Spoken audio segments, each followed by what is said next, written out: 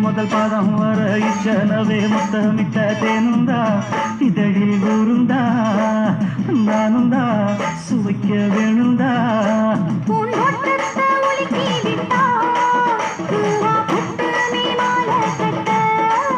ஏழில் கோட்டத்தை சுத்தி